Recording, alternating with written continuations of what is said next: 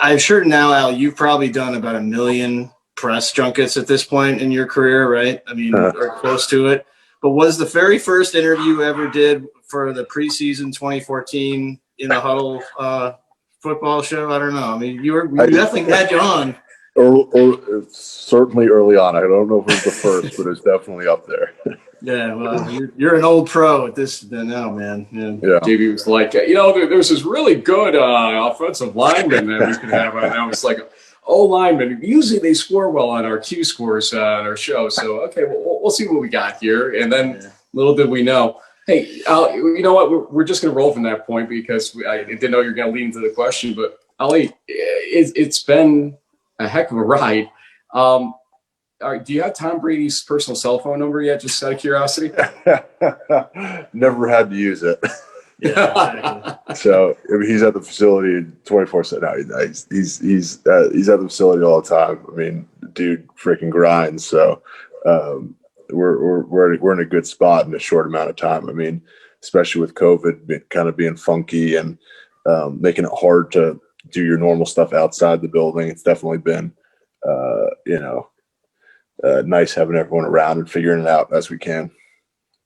I was just in Tampa for the NFL Flag Bowl that they did the championships, but they call it Flag Bowl now. And just to see the support in the city is unbelievable. You can feel that support like I've never seen before in cities. Now, granted, it's the host city. So, hey, we're happy to have the Super Bowl, but hey, go Bucs. It's a very unusual feeling. What are you feeling there? I know you don't get to go out too much because of COVID and everything, but I'm sure you're hearing a lot of stuff. Yeah, I mean, I'm able to just kind of drive around, right? So I see all this stuff up, which is really, really great. And then also, it's kind of funny. You see, like, someone walking the dog or just kind of walking around, and they got like, the Bucs gear from like 2002 or whatever it is. Just whatever, everyone's rocking whatever Bucs gear they have, which is kind of cool. Yeah, it's been, especially having, been there from the early on days. I mean, I remember the very first preseason game, sitting behind your dad and your sister and the whole, whole Marpet crew in the stands. It's been kind of an interesting, run, man. I mean, did you ever at 1 million? I think you got interviewed by the New York Post, and it kind of put it really well. Like, so many things sort of had to fall into place to make, the Super Bowl run possible. Are you still kind of like pinching yourself, like, is this really happening? Yeah, I mean, it is exactly that. It's just like, again, a lot of things had to happen, and like I feel I think because of that makes it all the more special, right? I mean, obviously the Super Bowl is special, but like it's just such a unique way to get here. Kind of, I mean, not that long ago, I probably wouldn't even dreamt of this. So this is really exciting and a lot of fun for me. Yeah, it's awesome, man. I mean, you're a trailblazer right now because the Ben Barches of the world and now Quinn Miners of the world are all looking to you kind of as the leader of, hey, D3, especially on the line, can work. And why do you think there is this resurgence of desire for Division III linemen, especially? It used to be the specialists, the Eric Garcones of the world, even London Fletcher is a little bit of a specialist per se, but from back when. But look at you in this offensive line drive going on now. What do you think is causing it? Is it like the old kicker mentality? If you can kick in D3, you can block in D1, D2, D3, doesn't matter necessarily. And do you think it's going to give more guys opportunities? Yeah, So I don't know definitively. I mean, you got to have the guys that just fit the measurables, right, to make it to the next level. But I would say, if I had to guess, I think that NFL sort of decision makers and GMs recently really love that the nasty offensive lineman, right, the guy that grinds it out. And I think that at least at the D3 level, I mean, you got to love to play the game. You got to be. I mean, it's just. I think those things sort of pair well and translate well to success in the NFL.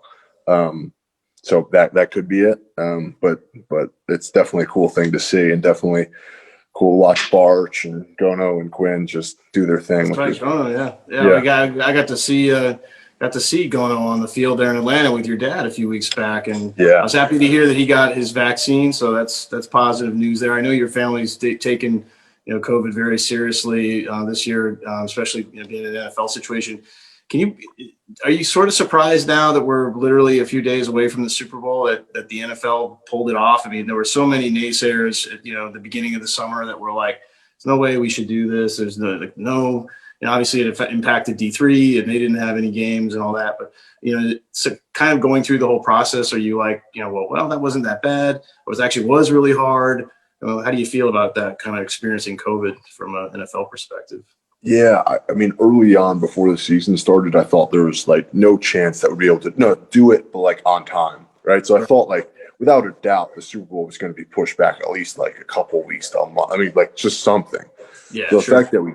fact that we got here is unbelievable, and really, I think it is like, at least I can speak to our locker room, the sort of sacrifices the guys have made, right? I mean, like they're really committed to this. It was hard at times, like not seeing family. I mean, doing it, if you are going to see family, you got to be masked up in the back. You have to have the right circumstances to make it work, and like it's been a grind, and there's been sacrifices, and obviously we've got it very good, but it kind of feels like it's all worth it right now. You know me, I'm always going to go a different angle in life. So win or lose after Sunday's Super Bowl, what's the first thing you're going to do? What do you want to do that you haven't been able to do for the last X number of months because of NFL under COVID and COVID itself? What do you want to do? Come on, tell us some of the things that you want. That's the tough part. Vacation, like, I so want to go out to restaurants and stuff like that, but then at the same time, there's the guilt associated with it. Obviously, and James, obviously hanging out with my dad, I can't be doing that. But like, it's just that kind of stuff where like I would love to get on a plane and hop over to we're in Mexico right after the season, but I just don't think that's still the smartest thing for me to do right now. Which kind of sucks. Well, I know you got a nice setup there. You got your puppy, and you also have another kind of big family thing. You're looking big picture. How does it feel to be an Uncle Allie? You got little baby Frankie there, and what's that like? I saw she got to see you guys win a game this season with the big headphones on. Taylor and Blaze they're looking like they're loving this little baby, and they're such great parents so far. What's it like to be an uncle? Oh, it's great. And obviously I got her all the Bucs gear that she could get was available for an infant, which was super cool. But no, it's been great. And I've actually have been able to see them again. It's just, everyone gets COVID tested. You do it outside, wear masks and all that stuff. So it's just like, it's being an uncle in COVID, but again, it's so much fun. It's so much fun to be able to share that experience with them down here and be able to share this whole thing with my family. I think that's what kind of makes all this really nice. This chaotic the last couple of weeks, I think it's been so nice just to be able to share with everyone that I'm, really close with. Yeah. So I got to put you on the hook on one last thing here before we let you go. And we really appreciate your time here. Like I said, you're the warmest cold open we've ever had on our show. That's for sure. But listen, the Hobart folks are all wondering when you're going to make an appearance back at the old homestead up in Geneva. As a Utica College guy, I have to ask the question: when are you going to go next to see them? Help them raise millions of dollars that they can put into the Ali Marpet football facility down the line. It's a great question. So I was planning on going this past summer. I mean, it'd been a 5-year reunion for me, so that was a bummer that I had to miss that. So, I mean, I would think as soon as things start to happen where everyone feels comfortable making it work, I'd love to be up there. And obviously I love supporting and sort of representing Hobart, Liberty League, D3, all that. I mean, so as soon as I can get up there. My favorite thing is, I've been talking with Coach DeWall and Craig was that, Allie sometimes sponsors like the big dog night. He gets a bunch of pizzas for the O-line and you can't beat upstate New York pizza and wings and cams and all that. So miss it down here when I'm in Florida. That's for sure. Yeah, man. Yeah. Ali, good luck this weekend, win or lose. I mean, man, this is rarefied air that you're in right now. No matter so what happy happens. for you, man. This is really exciting. And listen, from here, we're going to go downhill on this show. So let me just say, you're watching season 13 up in the Huddle.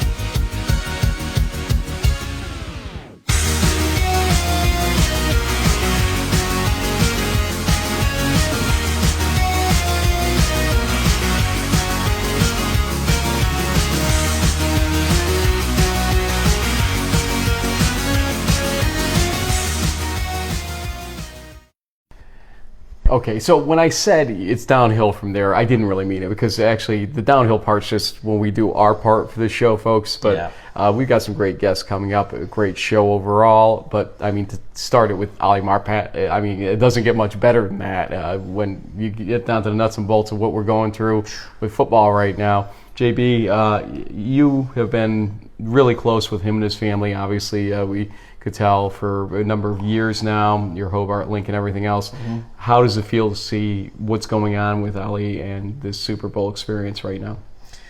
It's surreal because, I mean, I remember his senior year being in Geneva and being one of the primary, I actually did like a little speech at the football banquet, and he had just gotten back from trying out with, I think, the Jets and the Giants.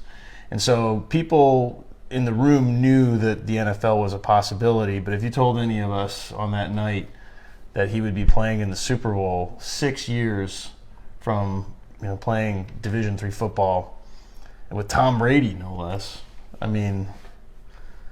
Well, he wouldn't give up the personal cell phone number. Yeah, we tried, but we just say hi to Tom. How's Giselle doing? We couldn't get that to happen, but we really do appreciate his time, and we will try to get him some of these in the Huddle polo shirts that we are fashioning here a little bit. And I think you would like the red one. He might actually.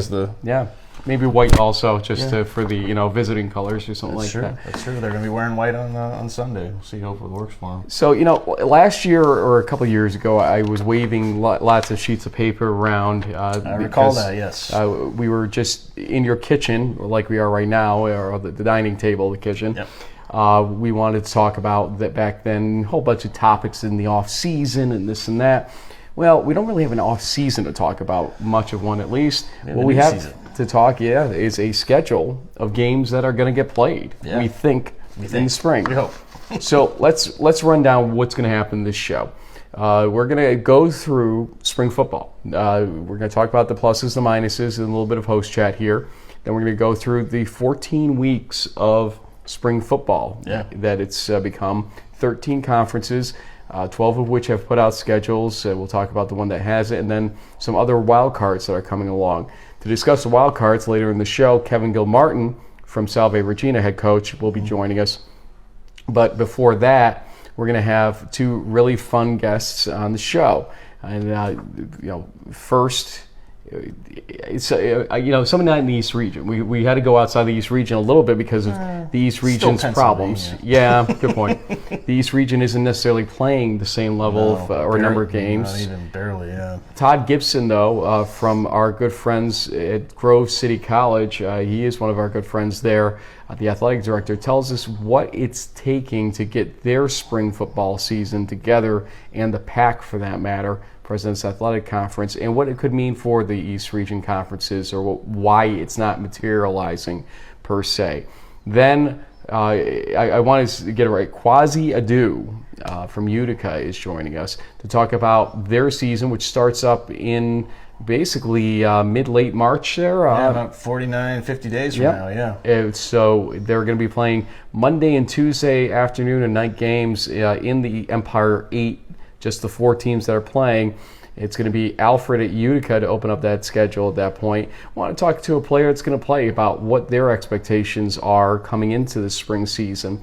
And, Kevin Gilmartin, we talked about him a bit ago, just a coach's perspective on what this spring could be useful for ultimately. So let's actually turn to that ourselves for a moment.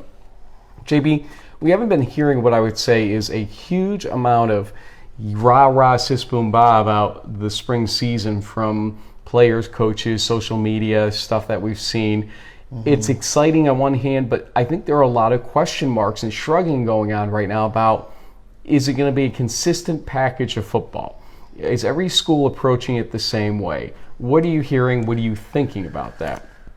Well, I mean, I think that at least for the, I would guess about 70 to however many schools are actually going to attempt to do it. There's a little bit of optimism. There's a little bit of trepidation. There's going to probably be a little bit of, cross your fingers and hope we don't have to reschedule or cancel or whatever. It's going to it's going to be interesting either way. And I think that because of the uncertainty, and also I think this the national fatigue that we have around COVID, that everyone's kind of like, we're happy to be playing, but let's just wait and see. Let's not get ahead of ourselves. Maybe it's different for the folks, down in Texas and the kind of the central, South, like the American Southwest Conference, when their games are literally happening starting this weekend.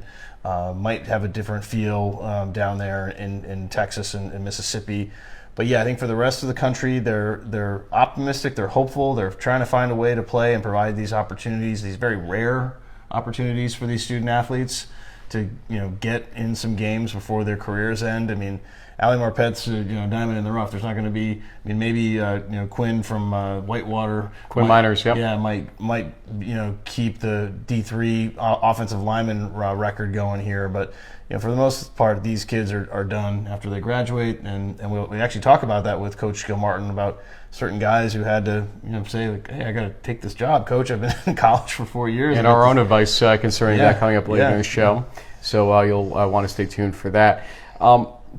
We talked about the challenges that spring football would bring probably back in July when things started falling apart for fall football, and whether or not spring football would be a wise thing for a number of reasons. So, let's kind of go back through some of those things and see what's changed since then. Facilities, for instance, lack of fields, a lack of ability to house all the sports that you would need to in the spring if you're going to do soccer and football and lacrosse and baseball, softball, track. Yeah, track as well. Good point.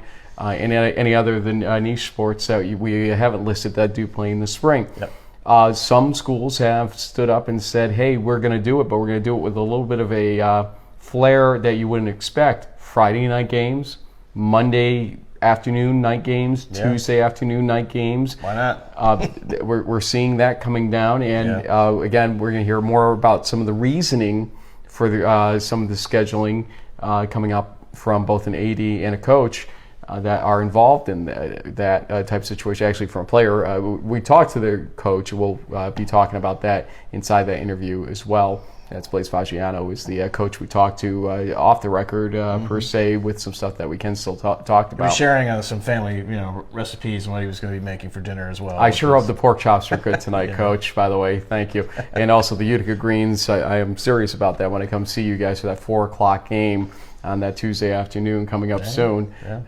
over at Utica.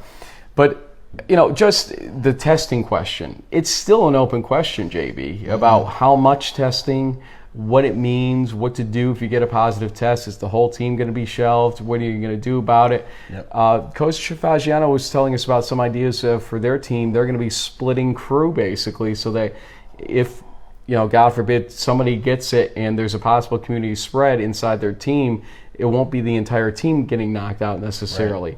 Right. Todd Gibson talked about having a testing lab brought into the campus. Again, more on that in a second. But it's a huge open question, and I haven't heard a consistent answer in the schools that are playing what they're doing exactly to satisfy any guidelines or concerns. Yeah, and I think the ultimate lack of uniformity there could be a challenge and cause some trouble throughout this potential 14-week D3 season. However, I think based on what we've seen with the NFL and with some major college football, the a regular testing schedule seems to work. Schools that are willing to put forth the effort and the money ultimately to make it happen usually will seem to benefit from that. And at least in the certain cases where you do get positives, it can be caught early on, and the rest of the team can be spared. But there are going to be some kids who are going to test positive, and we know that not all tests are correct from the get-go, but you're going to have to go with what the information has. I think schools like Grove City, where they have a dedicated staff of nurses, I mean, not every school can do that, but that's a great approach. Obviously, I think it's probably one of the better ones I've heard. It's probably not unlike the NFL, who obviously have their own dedicated medical staffs and so on. So, well, again, we're going to see a lot of effort for games to be played. Let's look at the schedule. That's how what's going to run the show, basically. We're going to go down the schedule, as we said, then talk about some of the asterisks that remain outside the schedule, and then some of our own takes about what we have seen since our last show overall. So let's start on the weekend of February 6th. Actually, it is just February 6th as of right now. And the two conferences that will start play are the American Southwest Conference and the Northwest Conference. The NWC was a wild card here because we didn't really think we'd see many Northwest teams play. Yeah.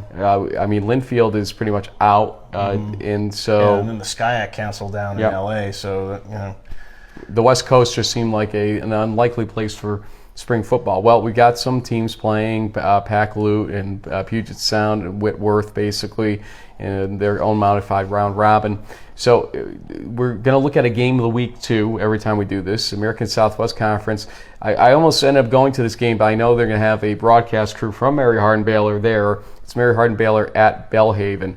And thanks to Belhaven for at least giving us some of the information we needed to make a decision if we can make it there or not. Not this time, unfortunately, but hopefully next time, if there is a next time of some sort, to come down, because it sounds like a great time in Jackson, Mississippi, to see some Division III football. But that's where things start. Mary Hardin-Baylor, the questions that will be answered are kind of how do they fill some of the gaps as a national contender, especially at quarterback. Yeah. And here's a chance. You got basically 5 games as Mary Hardin-Baylor to test out somebody, unlike what you'd be able to do in a normal spring off season. Yeah, and I think it'll lead to further discussions as we go down the road here about is this really going to benefit these national title contenders even more so than, let's say, a Wisconsin Whitewater, who unfortunately doesn't get to compete this spring, and even though they have Max Miler, their quarterback is pretty solid. Although I'm sure there might be a Portman boy or two that might want to try to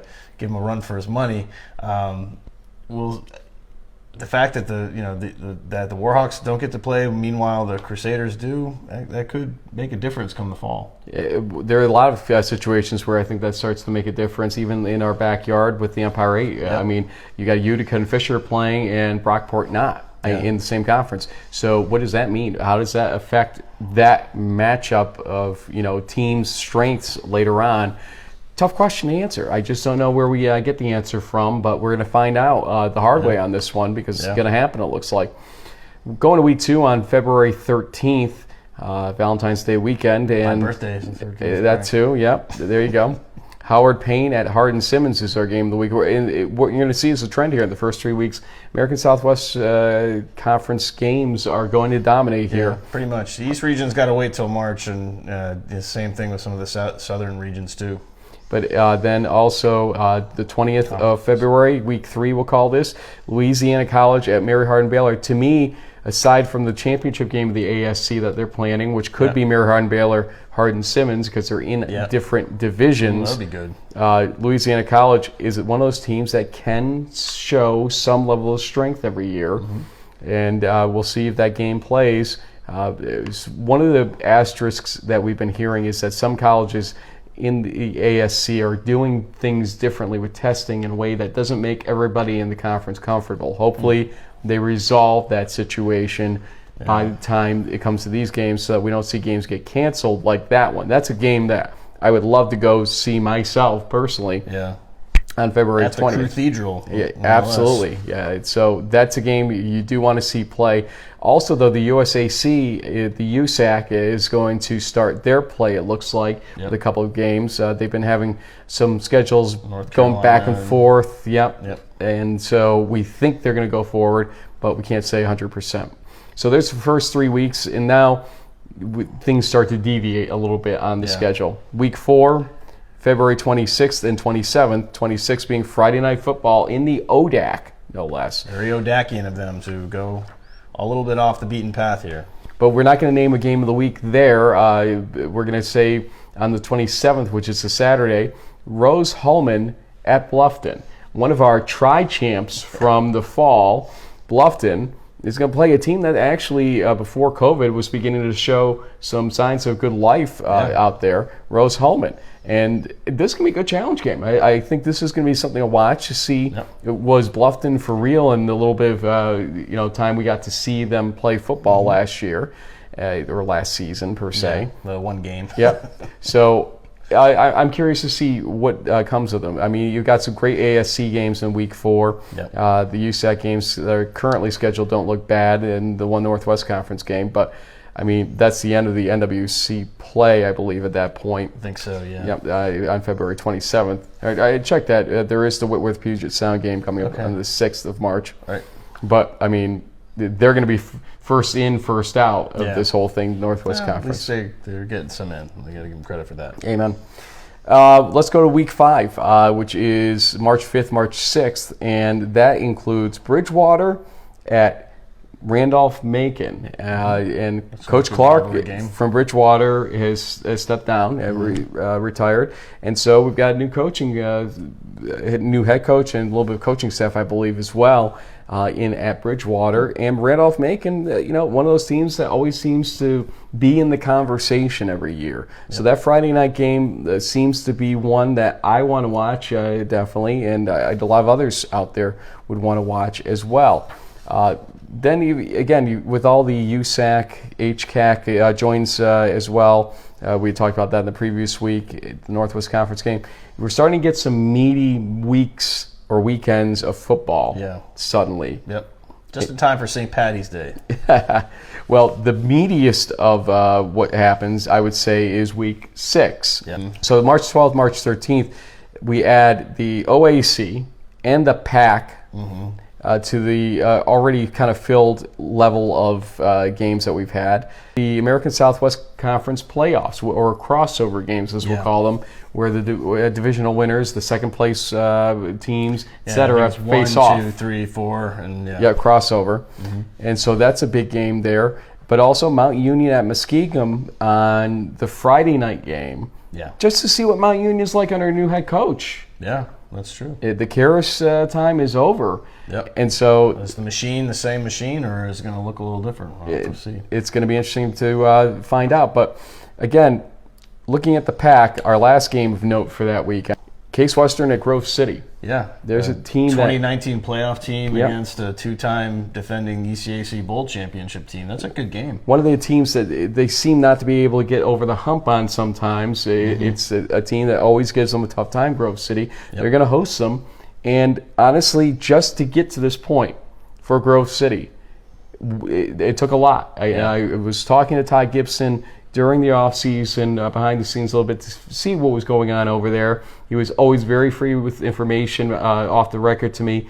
And eventually I said, look, I think people need to know Grove City's story here of how this is even happening, because it's pretty impressive when you think about what they're doing for testing and safety purposes on their campus right now. So here is our interview with Todd Gibson. Todd Gibson, Athletic Director, Grove City. Thank you for joining us here on In the Huddle. My pleasure. Great to be here. Todd, you and I have been talking a lot kind of offline about the situation with COVID and how it is affecting things at Grove City.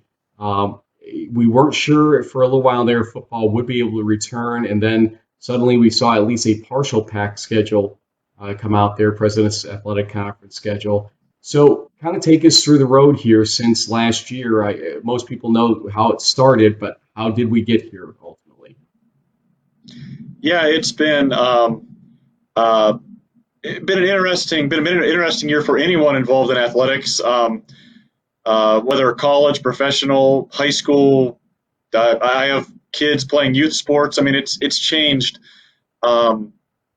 everything that everyone knew about sports and how to operate and everything is different. And so I think last year, amazingly, about a year ago at this point, we pictured it being, a few weeks shut down, and then maybe if we were a little bit more pessimistic, maybe we'd have trouble with the spring sports, but not once did we, in those early stages, did we picture that we wouldn't be playing sports come come August. It just seemed like, well, we would be the numbers would be low enough that we would be comfortable enough playing, and the testing would fall into place or whatever we needed to do. And so the athletic directors in the President's Athletic Conference, and Joe Underko, our commissioner, very early on, probably 2 or 3 weeks into the shutdown, we started having weekly meetings just talking about how the PAC could be a leader in getting back to actually playing. And we started taking steps to figure out what that would look like. And again, working until about the first week of August under the assumption that we would be playing football and soccer and volleyball and everything in the fall. And then the timing of it was different all over the country, but in Western Pennsylvania, at least, for most of the summer, that the curve had really flattened and the numbers were really. I know the county that I live in, we were getting numbers where it was like 12 or 13 cases a day, and the numbers were really low, and we were looking at it going, we're going to be fine. And then, unfortunately, the timing at the beginning of August, numbers took a spike in the Pittsburgh area, Western Pennsylvania, and the Cleveland, Ohio region, with Case being involved. That was enough to sort of say we're going to pump the brakes and look at what other options we have. So that's when we ended up essentially still meeting once a week, but really starting to plan and see what we could do to get winter sports happening first, and then ultimately fall sports in the spring, and then hope, and most importantly to us was really giving as holistic an experience of this for the spring sport athletes, because they missed most of their season or all of their season in some cases last year.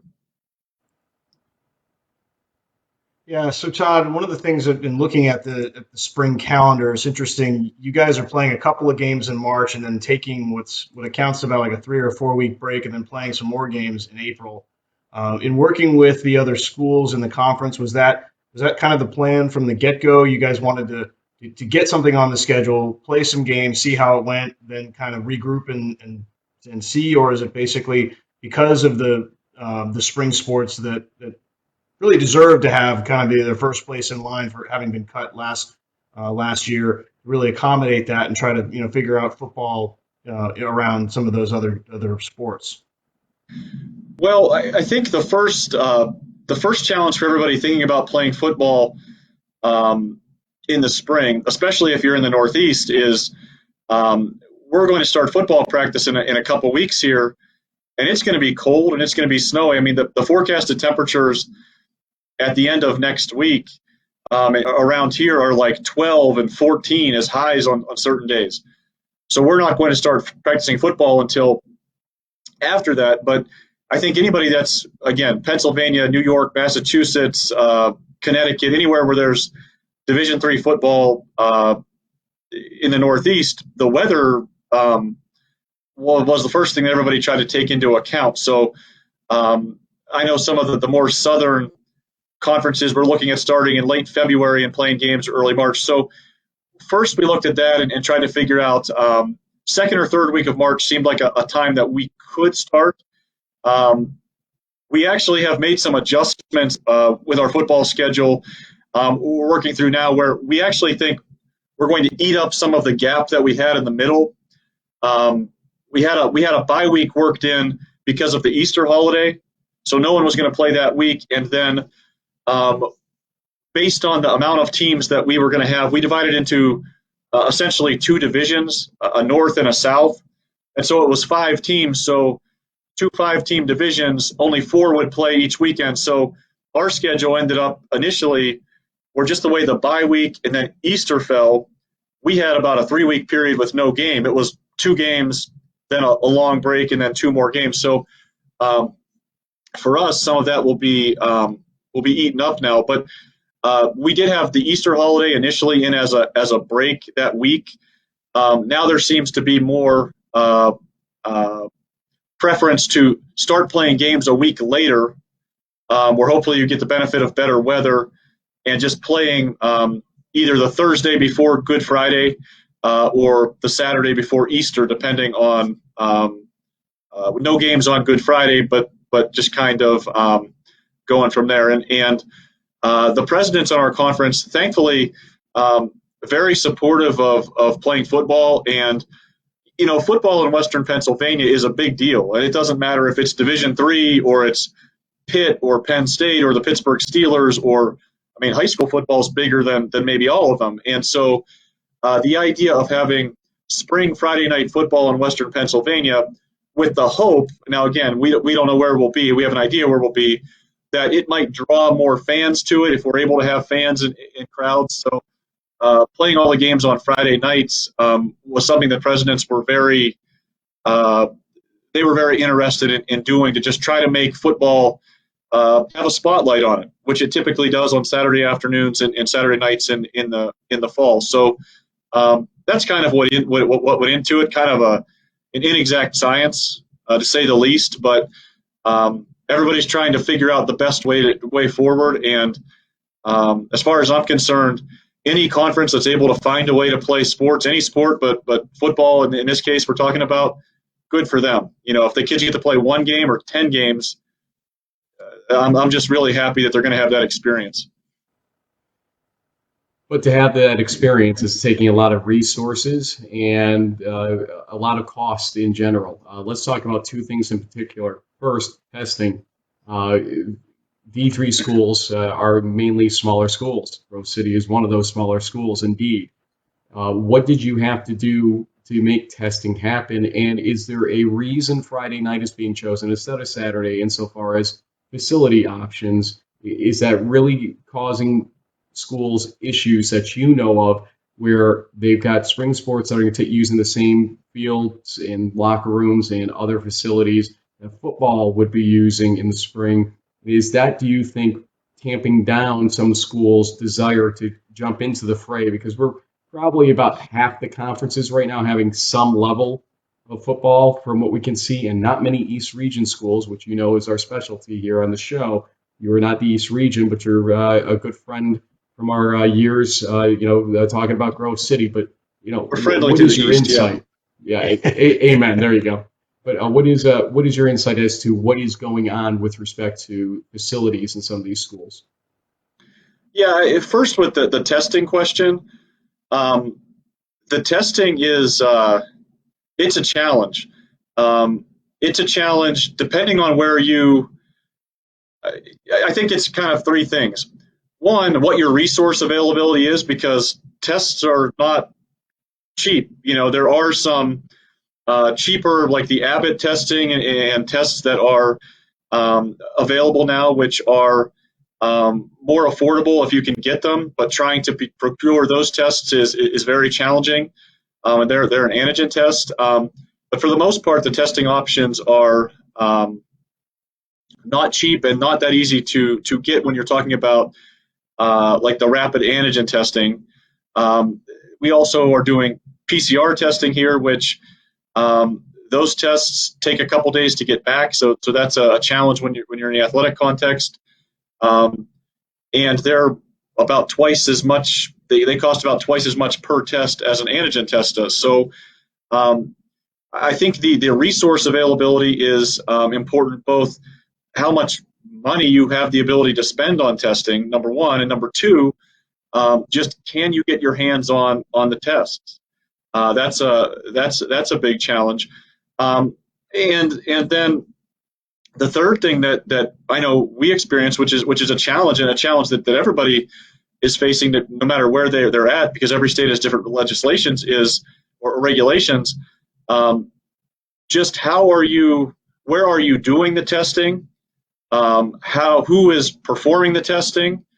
And then what steps you have to take to become permitted or certified to do the testing, because that's a hoop.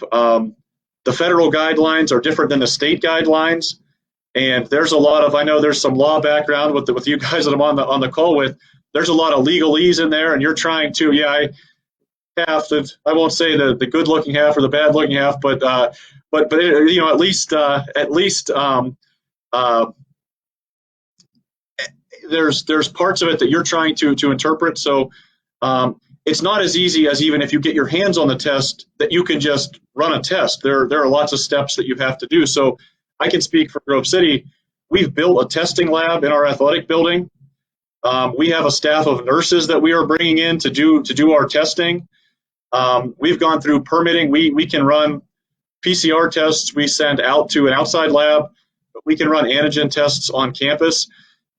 We are very blessed to have a president and a board of trustees at Grove City that supports athletics. And most importantly, it's not so much supporting athletics and trying to win championships. That's something we strive to do, but it's essentially giving the young people the experience. And that's all we've been about the whole time. And we have had, thankfully, people that are willing to support us in that mission. That being said, there's also a lot of schools that don't have that support. Either, like, we're a medium size at the very least.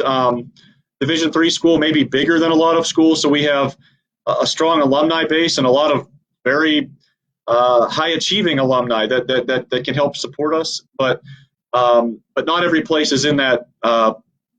It doesn't have that support, so that's made it even more of a challenge for them. As far as playing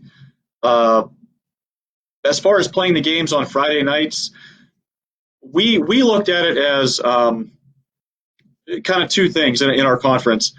The spring schedule, we wanted to try to disrupt the spring schedule as least as we possibly could, because it was the one that was already set, and we probably had the best chance of playing a somewhat complete schedule, at least when we were putting things together, thinking, well, if the vaccinations go quicker and we get to March and April, we might be in a lot better shape then.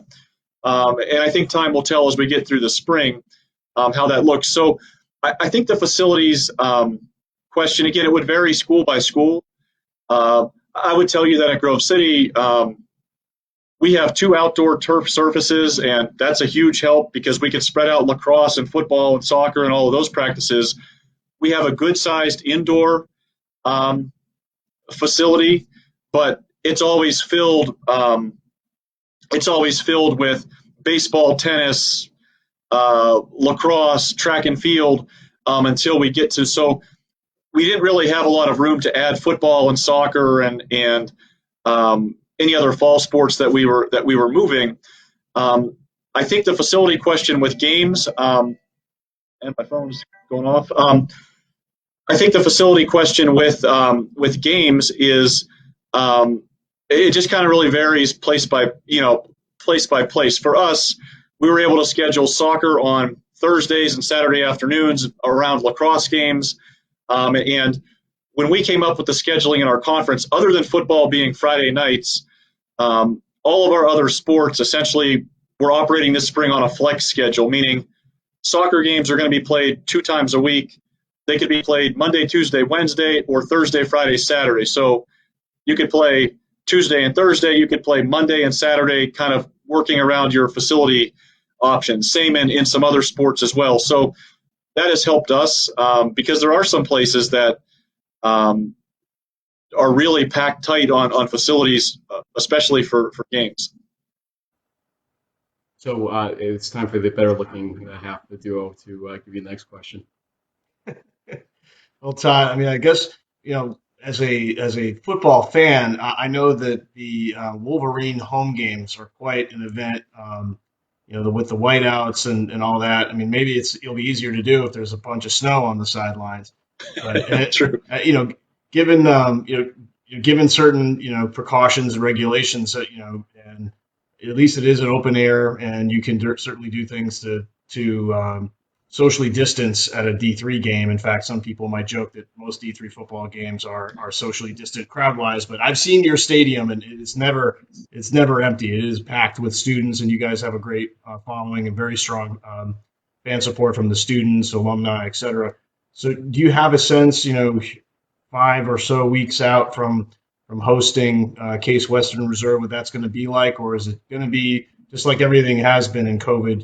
You're going to have to kind of wait till the week of and sort of see where things are I mean, I imagine that with the having to cross state lines, maybe with Case, if there's certain things that need to be handled beforehand.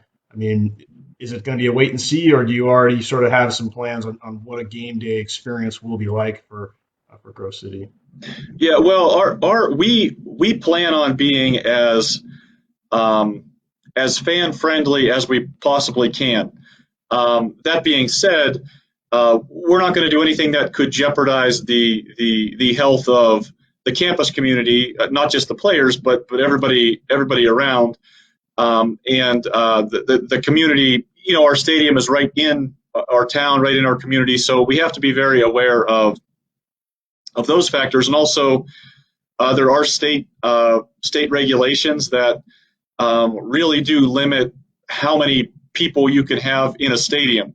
And you have to include, what takes a big chunk of the numbers is you have to include the players and the coaches and the officials and the press box personnel, all of those people into your counting.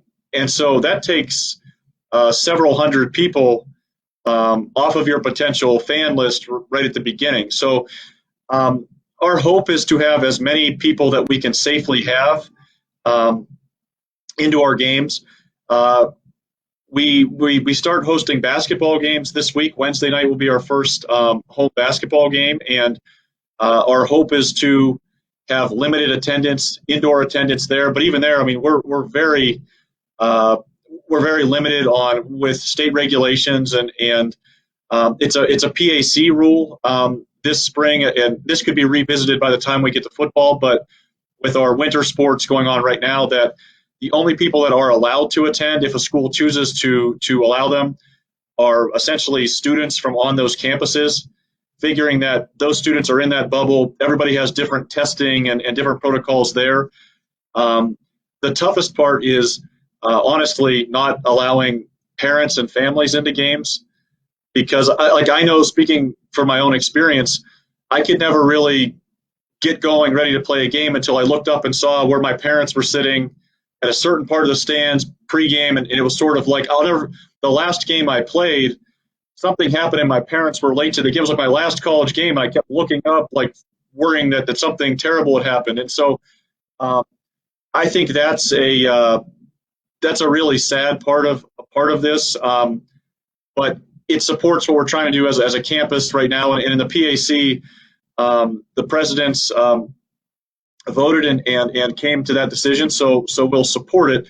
It's really made us not rethink, but really focus on our presentation for streaming, and trying to do as good of a job as we possibly can. And also, we're really working hard to expand our streaming to anytime we're playing a game on our campus, name a sport, we're going to try to have it broadcast somehow.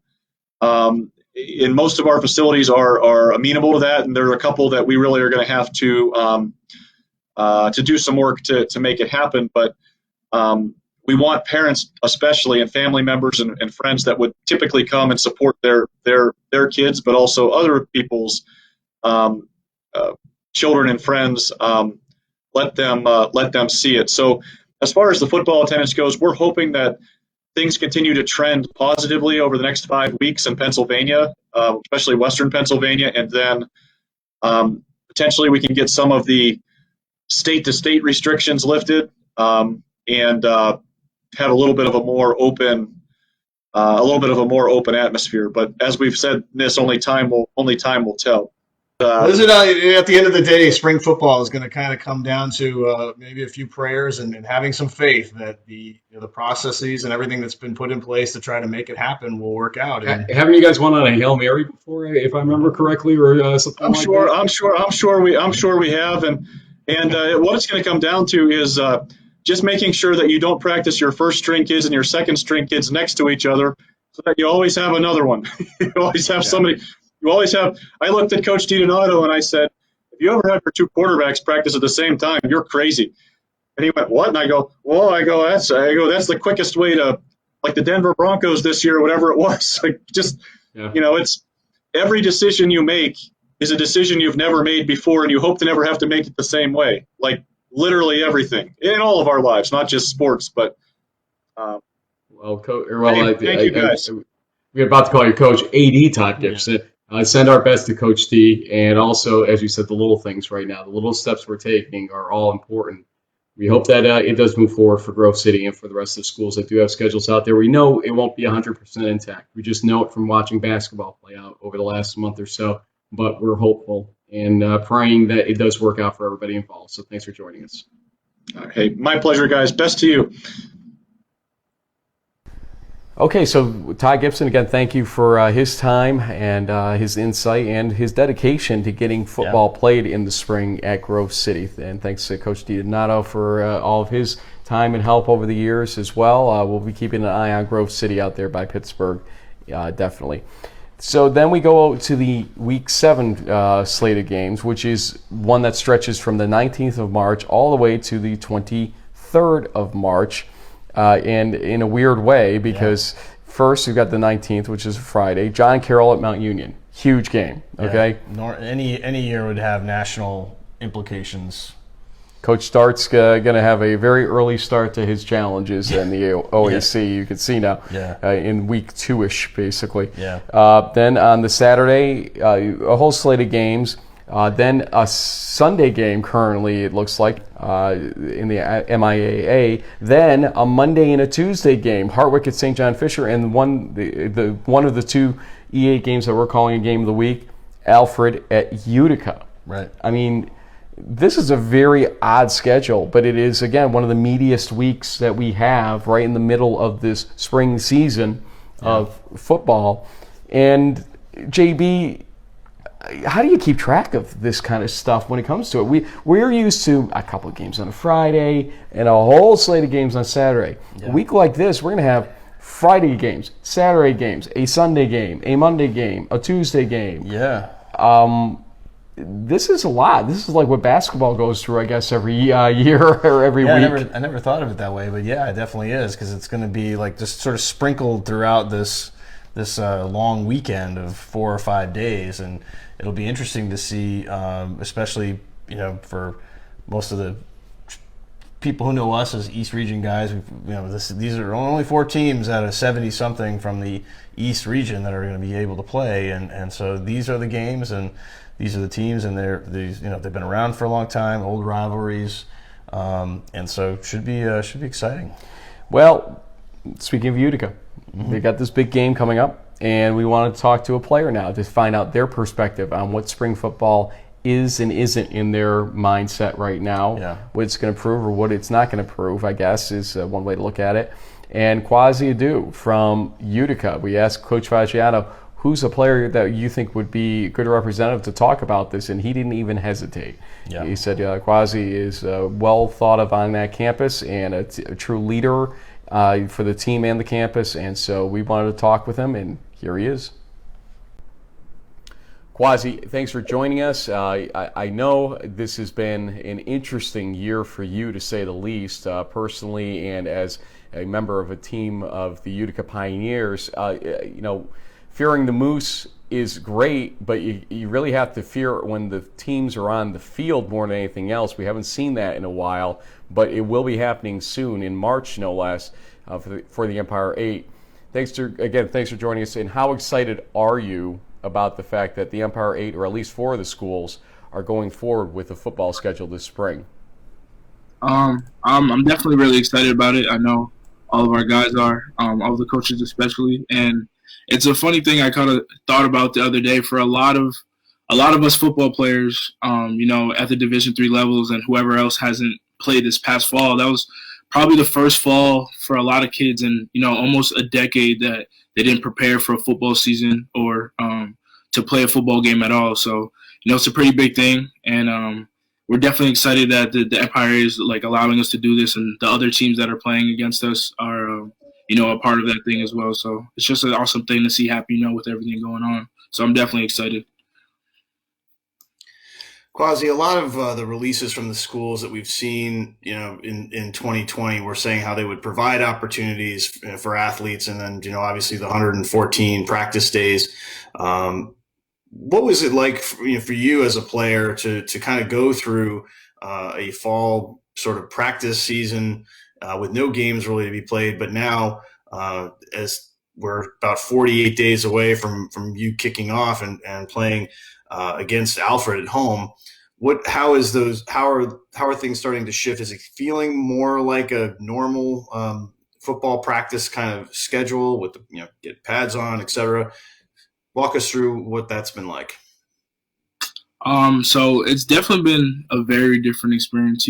I will say it was really tough this fall. We had a bunch of situations where we would practice and then we'd have to stop practicing, and then we would practice again and then we would have to stop. So it was kind of a lot of pump faking and a lot of getting your hopes up and not really being able to at least practice without the chance of even having games. So that was something that's tough, but it's starting to become more real. Our first practice is this Thursday and everyone's getting back. I think the hardest aspect is just it's so different, being in my final year, going through the same kind of process every summer into the fall of like meeting the new teammates, saying farewell to the people that are graduating and leaving. I think the hardest thing for me will be like I haven't been able to connect with a lot of the first year students. So there's a lot of them I've probably never spoken to, and a lot of them I don't know. So that'll definitely be a challenge. Football and COVID is a challenge in itself, but then you have all the things that intertwine and all the intangibles. So it's something we're definitely gonna have to work on as these weeks come up.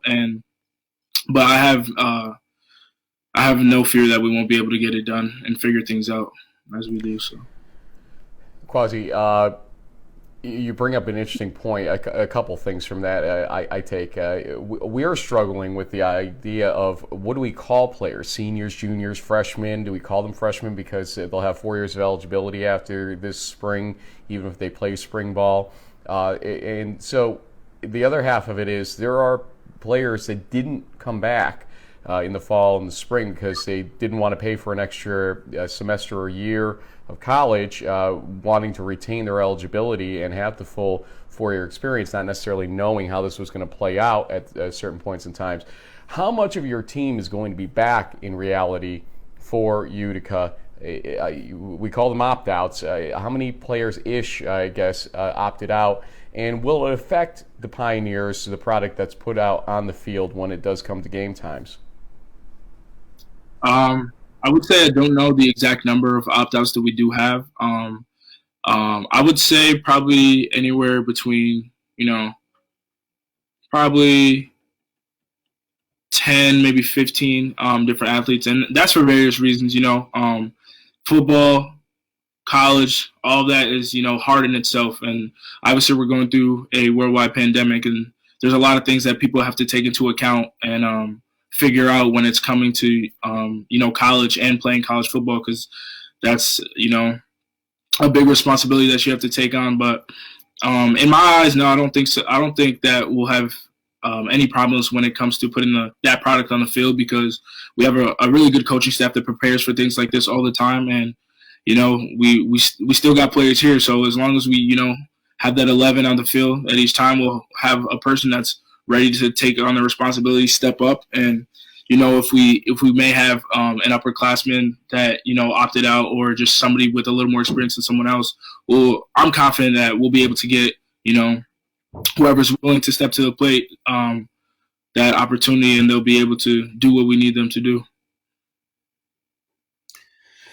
Well, Kwasi, I know from having seen some of the Pioneers football broadcasts that you guys have that really nice dome facility, which will certainly help in preparation when there's snow on the ground and it's 20 degrees or colder outside in the month of February.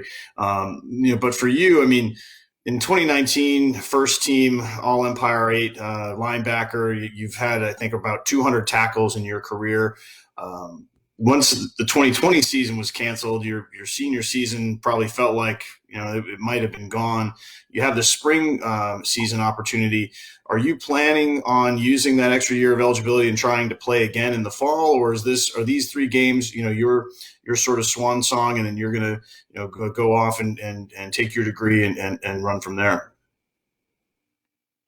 So when all this came into effect, I definitely it was something I definitely had to consider a lot, between my teammates, my coaches, and then definitely my family.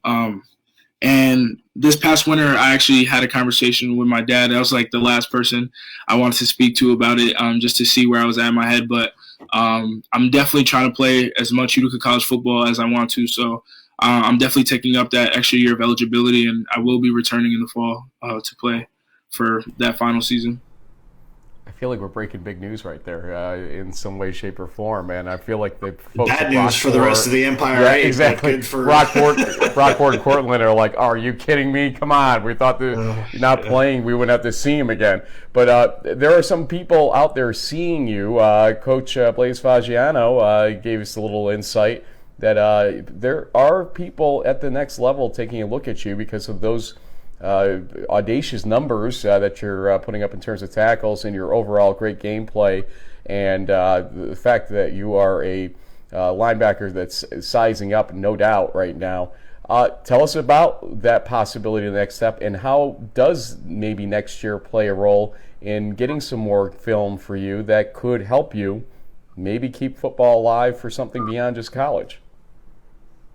Right, so that was definitely one of the first things I encountered, because those people that were planning to come and see me, it actually happened right before COVID hit, and it was kind of a rough spring because I had so many things lined up between my major and my internship, and then that opportunity as well. So that's definitely been something that I've been dreaming about for my entire life. I kind of started playing football a lot later than most players. I used to play soccer, and then once I hit high school, that's when I actually first started playing football. But since then, I've had my foot on the wheel, and I've definitely wanted to take myself to the next level. So when that opportunity came, it was kind of surreal, and it was something, when COVID-19 hit and I lost my senior season, it was something I really want to consider and think about. So that plays a big effect into me coming back, because of course I want to have more film for those teams that are looking at me to see, and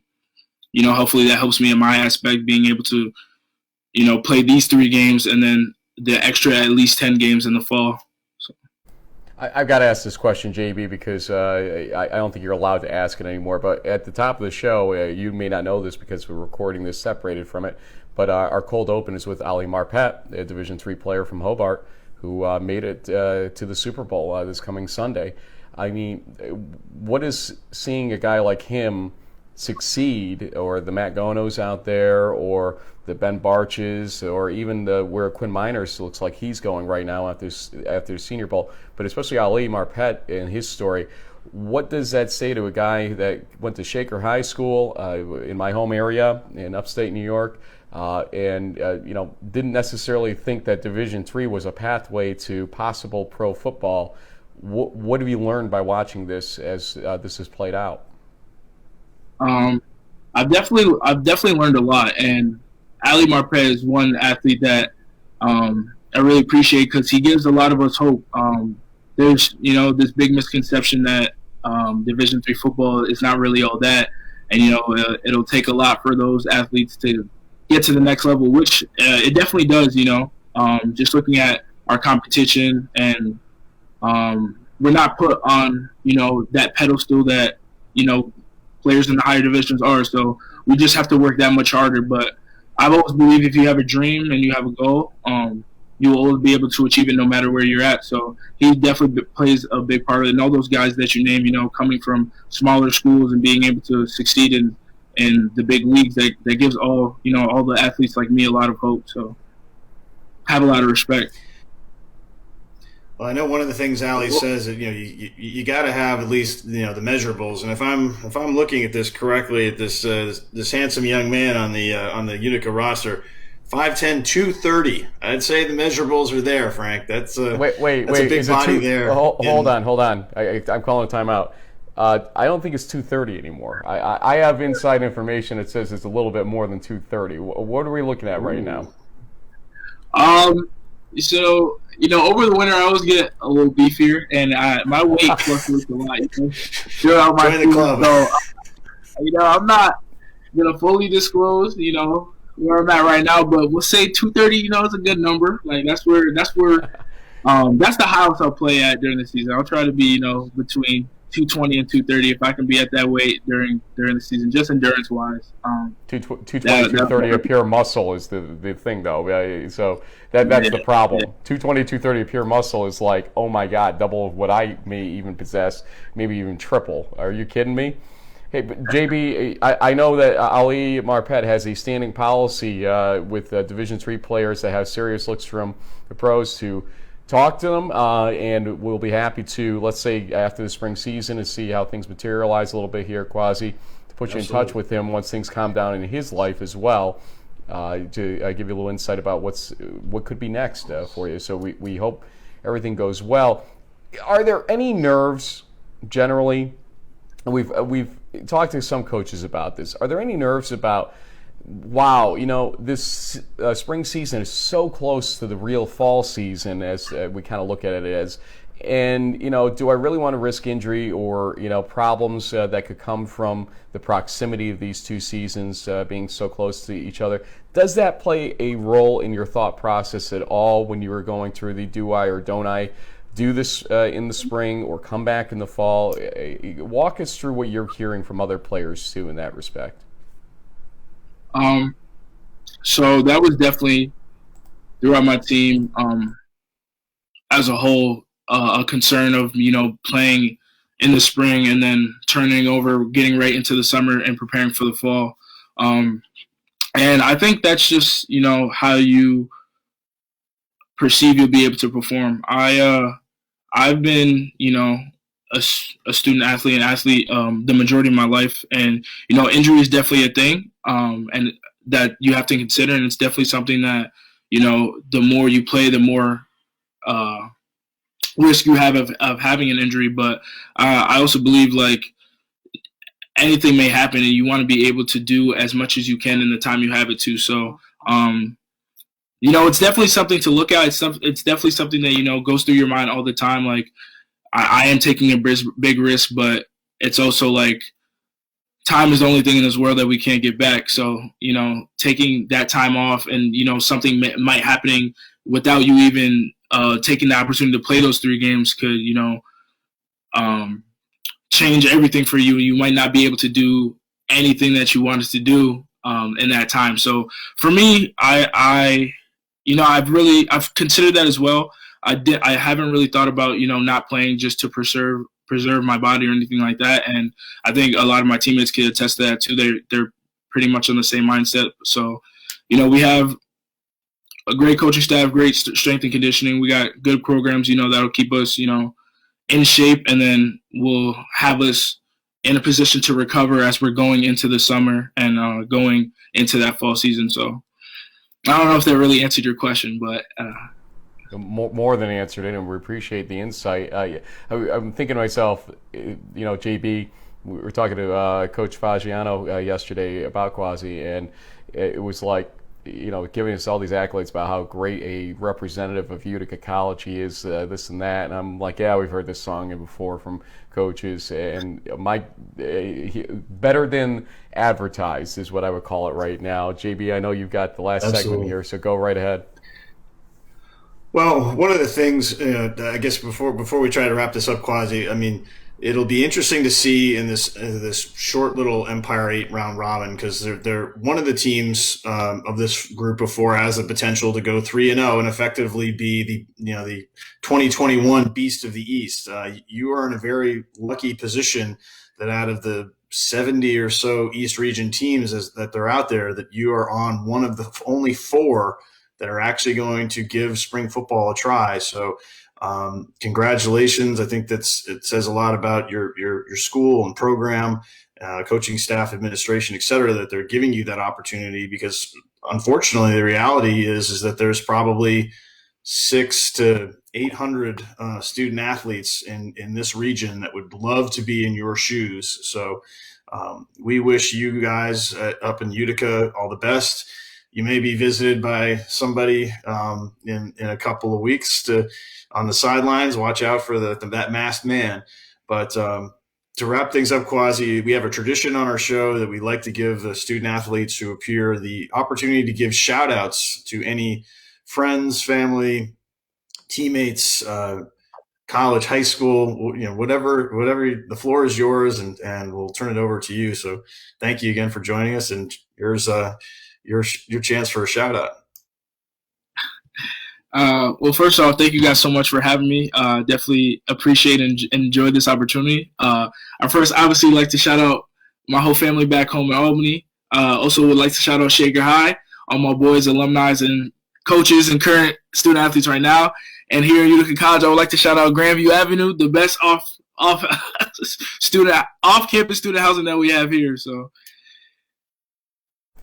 Shaker is special to me. I've got friends that went there and know it well, like I said earlier. And shout out to Shaker as well. No shout out to Shenendahoe, I guess, or any of the other big competitors that you would face along the way. But I can't blame you for that. But Kwasi, as JB said, thank you so much. We're wishing you all the best in a multitude of facets, including spring season, fall season next year, and the looks that you may get. And stay in touch with us. We'll get you in touch with Ali after this spring if things are going in that direction for you, okay? Yep. Thank you guys so much again for the opportunity. This was a lot of fun, and I hope you guys have a great rest of your day. You too. Thank you so much. So week 7, with that capping it essentially, that Alfred Utica game, it's going to be a very different special week. I hope to get out there. Like I keep joking about the Utica Greens, but I mean, Riggies or those things. Chicken Riggies, yeah. Chicken Riggies, love those too. I'm going to get fat in this spring football season if we're going to base it on food. That's for sure. But give me your insight here. The Empire 8 with only 4 teams, does it seem like it's something they should even be going through? Or do you think they should have waited for the Sunnis? I mean, I think just based on what I have seen as far as like the rates and kind of the current situation in these more rural towns in upstate New York, I think that they're probably in about as good as position to play. I mean, unfortunately, the Sunnis are somewhat, just at a disadvantage, just given their status. I guarantee you that all the guys at Morrisville and Brockport and Cortland, they all want to play. But it's kind of it's the slight advantage of the private institution that has, the ability to supersede certain things, and I give them credit for giving a go at it. I mean, like you said, this would be around week 7, so in theory, this is the halfway point of what will be this spring D3 season. And if all these games happen and all this goes on without too much issue or to do or infection and so on and so forth, I think it'll be a huge win, and it will be great. Great opportunity for the student athletes at Utica, at Hartwick, at St. John Fisher, and just to have these opportunities to play in Alfred, obviously too. Yeah. Well, then week 8, more opportunities come because the UMAC, the NAC, and the ARC all join the fray. So you got a rich Friday night slate of games, and then a rich Saturday slate of games, including our game of the week, Randolph-Macon at Hampton-Sydney. Pretty big game there. Long-time rivalry. Absolutely. The hyphen game, as I call it. Keith McMillan, K-Mac will be tuning in for that one, I'm sure. Yeah, absolutely will. And the other game of the week is another Utica game, actually. Utica at Hartwick, to see Hartwick hosting game on that hill in the wintertime. That game might be like 65-70 or something. It's going to be a lot of points. Or maybe a snow bowl, too. Yeah. I mean, March in that area in New York can still snow, like the Dickens. So we'll see what happens with that. But then week 9, we have the ODAC playoffs on that Friday night. And then we have as well a bunch of games on that Saturday from no new conferences. Nothing's being added on to it, but just Franklin and Rose-Hulman, a decent game, obviously. That ARC group, the Wartburg-Dubuque situation, assuming Wartburg plays, could be interesting. It could be a high-scoring affair. Some quality overall football that's listed here. And again, another Utica game. This time Utica at St. John Fisher is the highlight game. we're not trying to say Utica is the strongest team in the Empire 8, but it seems like their chain of games is something that we are really interested to watch, to compare week to week on how they're doing. So there's that on that Monday, I believe that is, the 5th of April. Going to, I believe this is week number 10, Carnegie Mellon and Washington Jefferson. That's a solid game. It is a solid game on a Friday night. 7 p.m. is the scheduled time currently for that. I mean, on a weekend where you have Ohio Northern, Heidelberg, which could be decent, and Otterbein, Capital, and these Mount Union, Baldwin, Wallace game is the quality game. Carnegie Mellon, Washington Jefferson is just one of those packed games that every year is close. Yep. And determines a lot in that conference ultimately. And then also the NAC playoff bracket semis, which they are the only conference as of right now it's using a semifinal and final format. That's cool. So a little bit of deviation there as well. Yep. Then we go to the next week, which I believe is week 11, and it's the OAC crossover games on the Friday night. Yep. And then as well, we have the NAC playoff bracket finals. Yeah, this is kind of what I'll call the sort of the grand finale, because after this weekend there's like just a couple of games sort of trickles at the tail end of the season. So there'll be some of these exciting kind of conference championships matchups, but then we'll have like 4 more games left over the next final 3 weeks. Well, the pack goes into its to be decided mode, we'll call it, on the 23rd of April, which is week 12. So that Friday night slate, which we think is going to be a full crossover based on what Todd Gibson was telling us. But also you have the MIA and the UMAC still in action on that Saturday. Then it's just the UMAC on week 13 and 14. Yeah, so really that pack sort of championship weekend is really sort of the last hurrah. I mean, some of these games look competitive. I mean, but as far as the sort of championship style, I think that's pack one is how we wrap it up. May 8th, and then turning around to have to play again in like September, maybe 1st-ish. I mean, think of the short turnaround time you're experiencing there. Now, are these all the games that are going to be scheduled? No. The Midwest Conference, the MWC that is, with teams like Lake Forest, for instance, our friend Jim Catanzaro. They are planning to play. They're going to do something. Yep, they just don't have a full knowledge of what that schedule is as of the recording of this show. Yep.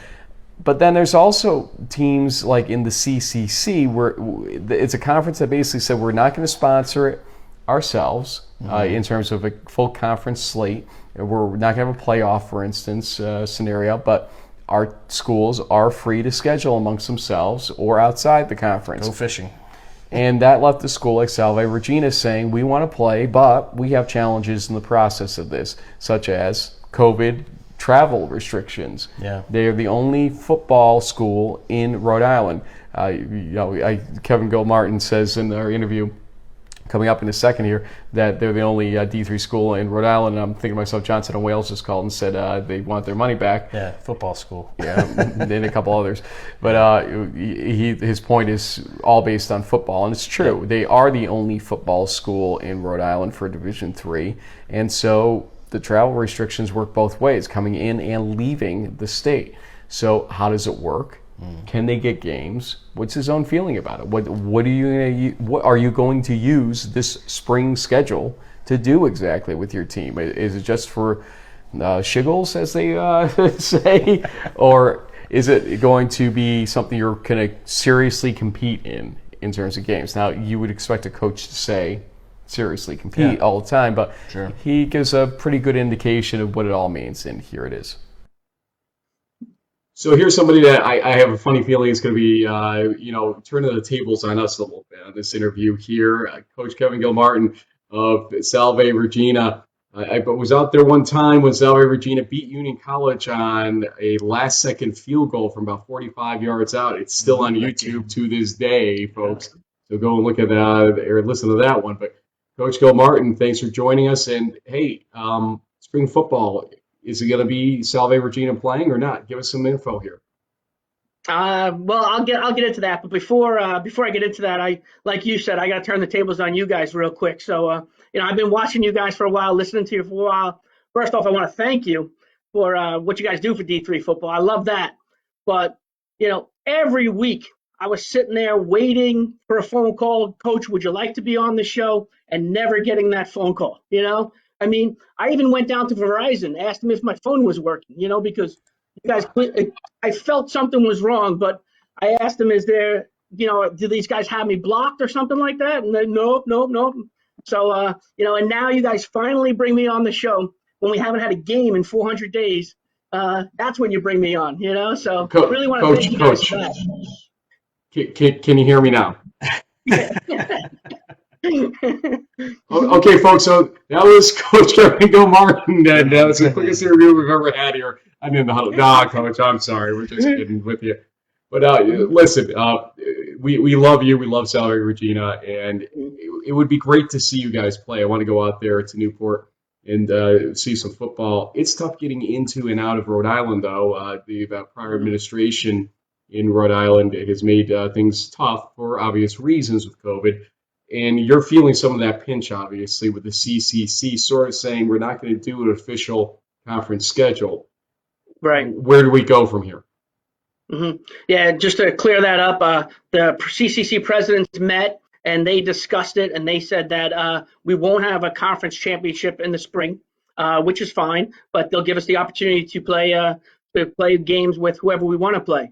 Unfortunately, with us, since we're the only Division III school in the state of Rhode Island, now we have issues where you have to play, outside of the borders. There's plenty of other schools in the state of Massachusetts or, in other states where they can play within the state, but we don't have anyone else that's within the state. We've talked to a couple of schools, that are within an hour from us that, would be an easy drive, play a great game.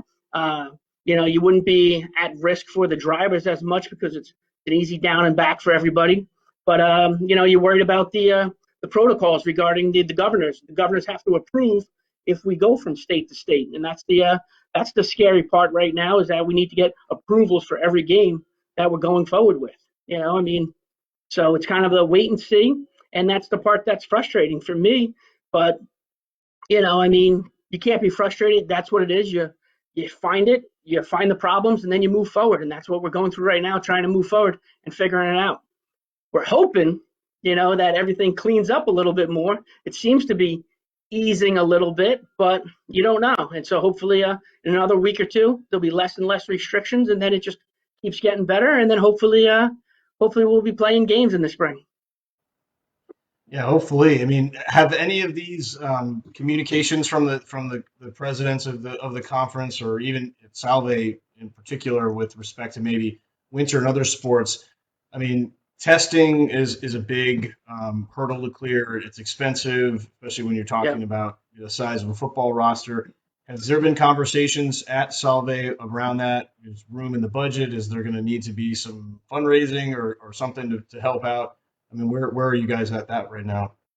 Yeah, right now with the testing is we test the students randomly. So we're not testing every student every week or bi-weekly or anything like that, but they are cranking it up a notch as the students came back, everybody's getting tested, and now they're testing everybody every other week.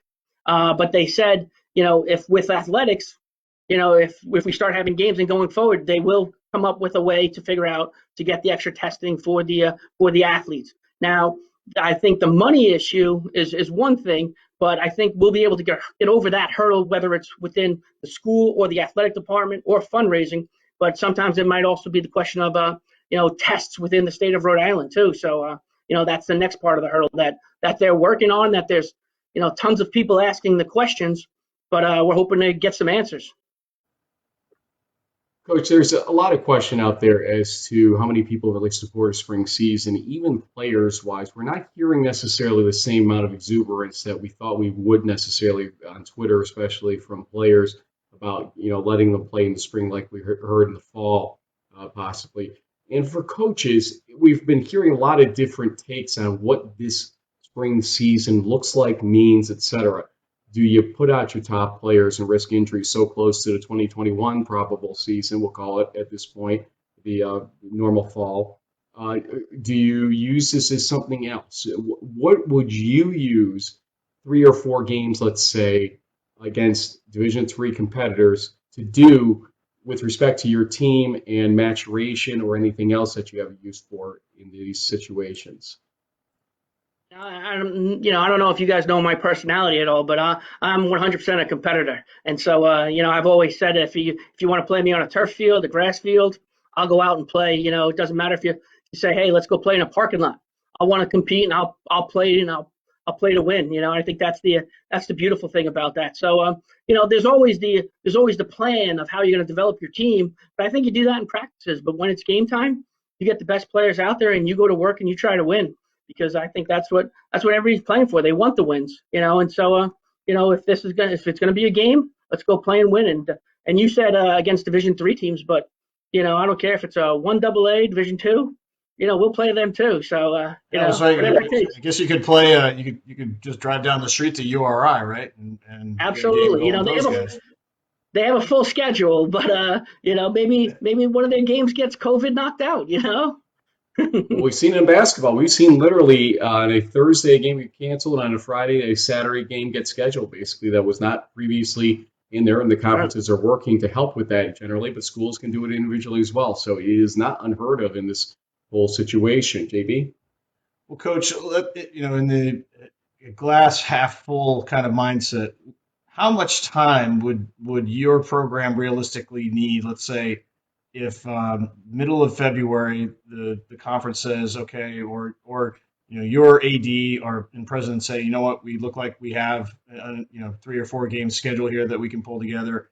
I mean, for a spring season, would you need a couple of weeks? Would you need a month of prep? Like especially I know you guys are getting hit with 2 feet of snow tonight, and that could happen.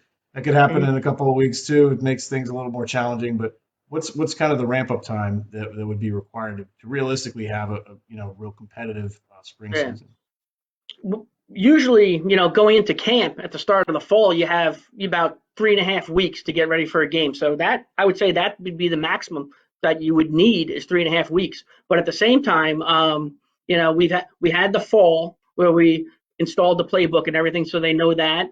The other thing is because of NCAA rules right now is that you're allowed to have practices, before you're allowed 114 practices in the school year, and we're way below that, so we have no problem being able to catch practices, and so we could do walkthroughs in the gymnasium, in another couple of weeks once the students are all back, and everybody's tested and we're good to go, and so we'll get started where we can start, having meetings with the players and do some walkthroughs so that they're good to go. But then once we get the go ahead, we better make sure that they're in shape more than anything. I think that's the biggest thing that I'm worried about, to make sure that they're in football shape. I mean, you look at how the NFL started this year. There was a lot of injuries early in the season because the guys weren't ready. So I actually had a team meeting about an hour ago, and I was talking about the players to, hey, make sure we're out there running, and maybe if you can't run today because there's 20 inches of snow, go do some treadmill or something else. Make sure we're running.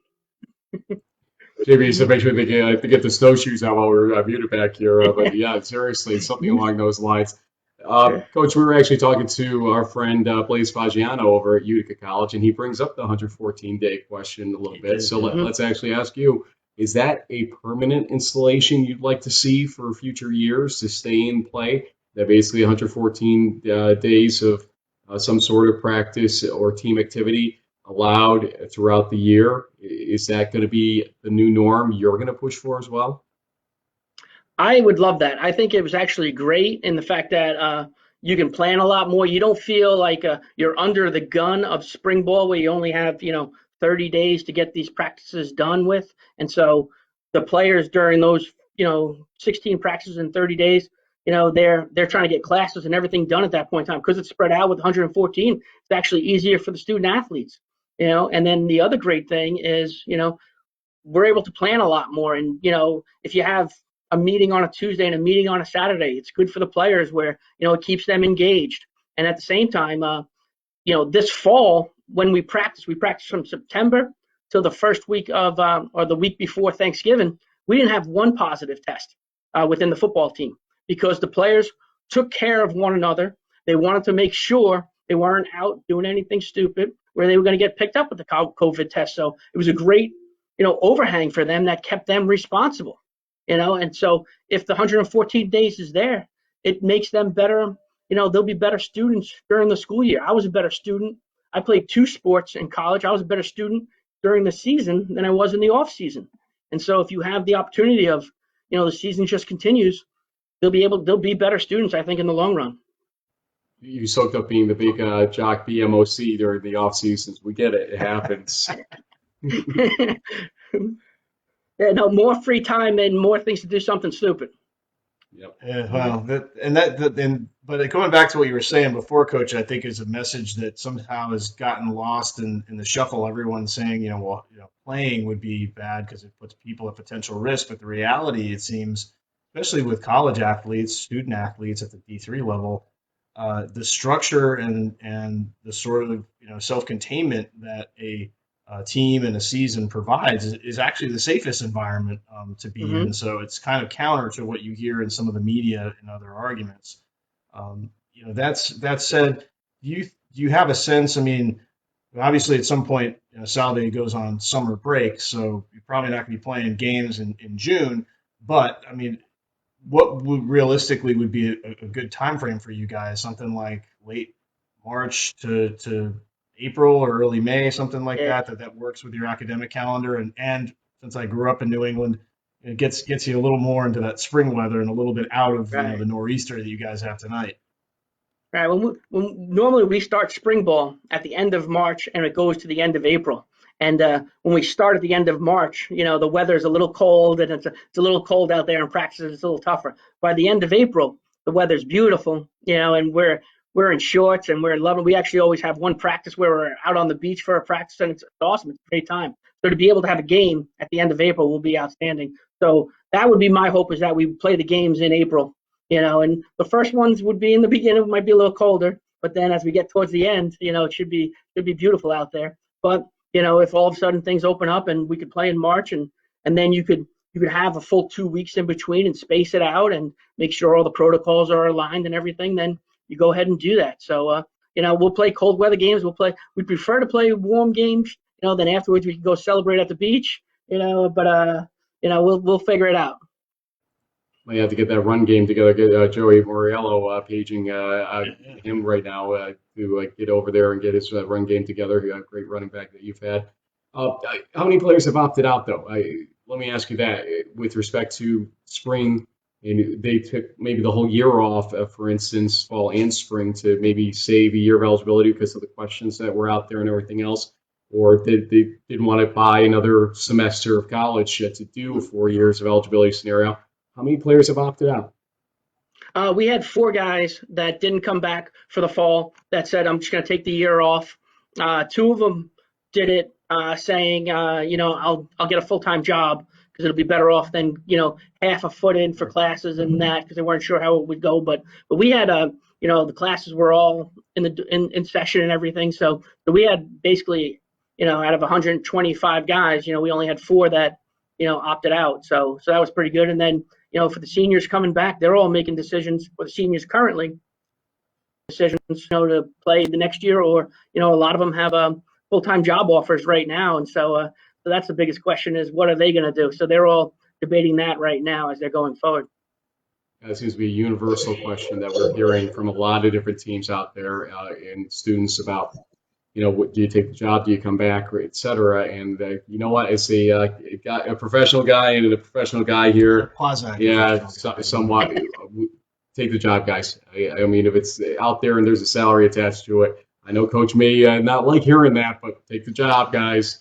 Football, Division III football is great and all, but you got to take the sure thing at a certain point in life, and you can always go back and watch your brethren play and go and help and coach the game of football later on. That's just our 2 cents. No, I was going to say that's what a lot of them are saying is, I can't pass up the job, but if I can get the company to defer it, that's the way they're trying to work it with everything. Because my statement to them is, you can have a job for the rest of your life.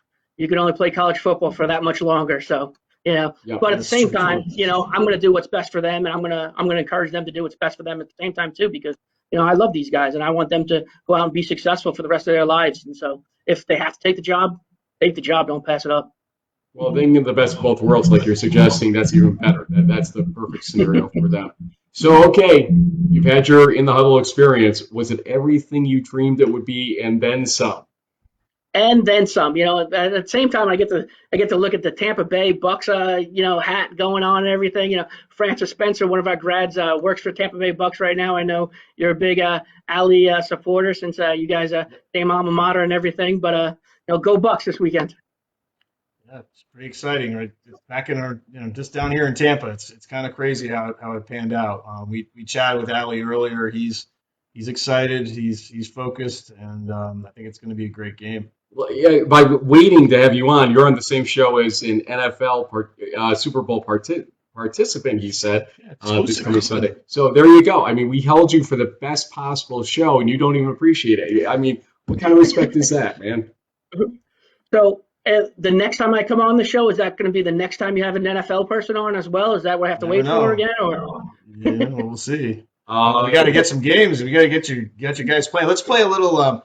Let's see if my New England geography is still any good. I haven't lived out there for many decades, but let's see. So Newport, Rhode Island. You guys could drive to, let's say, UMass Dartmouth, right? They're pretty close by. Mm-hmm. Yep. So that would be a great game. Their quarterback, Stephen Gatehock, is it? He left though. No, he came back. Did he come back? He came back. Yep. So good for him. That would be exciting. That would be a Gatechuck was his name. Gatechuck, yep. Yeah, that could be a good one. There's also the isn't there the SUNY Mass Maritime, the other Buccaneers. Maritime, right in the Cape. It's not far away. I mean, you go to Coast Guard's is really not that far away either. And then New London's not too far. If you go through the state to Dean, up at Franklin, that's not that far either. I mean, they're all under like an hour and 20, every one of them. So, I mean, close games where you can easily make. So even Worcester's not that far. Even Worcester's not that far from you guys. Hour and 40. Mm-hmm. Yeah. I mean, Maritime would be a great idea if somebody didn't kill their program in the meantime, but that's a whole other story for another show. Well, they shot somebody with a cannon. Yeah, that was just a bad year for that program. But we miss them. But we miss all of our teams right now. Yeah. Coach, good luck in getting back on the field so we can go cover you. Maybe I'll take a little ride out there, like I said. Yeah. And good luck, Salve, Regina, and the rest of the CCC. Good luck on getting on the field, period, and stay healthy no matter what happens here. Thank you for having me. I appreciate it, fellas. And like I said, I know I made fun of it too at the same time, but I do truly appreciate everything you guys are doing. I think you guys do a great job, and I enjoy watching you guys. So keep it up and have fun doing it. Thank you, sir. We will keep on having some fun. That's for sure. That's the way to do it. Okay, JB. So I guess the question is, we did a championship scenario or national champion poll with the fall, and it was a very well subscribed to scenario. I mean, do you believe in the idea of having a poll related to these games, these teams playing? How would you approach maybe trying to name a champion in a situation like this for the spring 2021 season, or would you at all? Or what do you think is going to come of all this stuff right here? Well, I mean, I think, given that there's 13 conferences, maybe 14, depending on what Lake Forest and others decide to do. We know that the MASCAC has sort of said that maybe they'll change their mind on certain things. And anyway, but at the end of the day, there will probably be, out of this grouping of teams, it's just 10 undefeated. I think it's high, maybe 8, even less. 7. Yeah. Because the ones that have the crossovers, you got to assume are going to end up with 1 or 0, depending on what happens. So I would think, and you're a top 25 voter and have been for a long time. Like, I think at the end of the day, if you have this handful of undefeated teams, you can look at some of the statistics, average points scored, and you can just sort of do the proverbial. The smell test or something like that, where you can kind of say, like, this kind of Mary Hardin Baylor team would probably beat, this conference champion from here. This Mount Union team, could maybe beat this team from North Carolina or Tennessee or Virginia or whatever.